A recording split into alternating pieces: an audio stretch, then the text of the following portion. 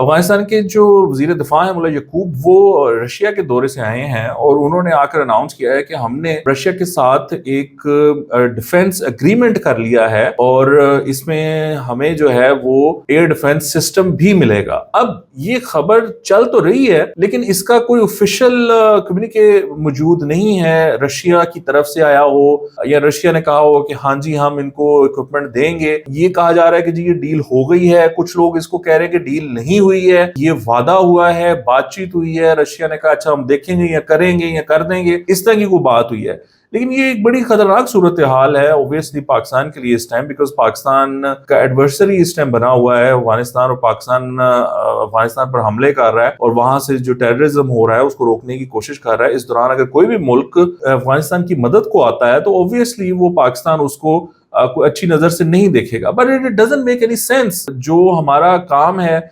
इसमें कि हम इस टाइम रीजन में हमारे अच्छे ताल्लुकात हैं, रशिया के साथ भी अच्छे ताल्लुकात हैं और रशिया और चाइना के भी बड़े अच्छे ताल्लुकात हैं, तो ये बात समझ में नहीं आती कि रशिया ऐसा करेगा। सो लेट्स सी, बट इस पे अभी आगे जाके बात खुलेगी और इस पे कोई ना कोई क्लैरिफिकेशन जरूर आएगी क्रेमलिन की तरफ से, रशिया की तरफ से, मॉस्को की तरफ से। So we must wait and see कि वो क्या कहते हैं इस बारे में।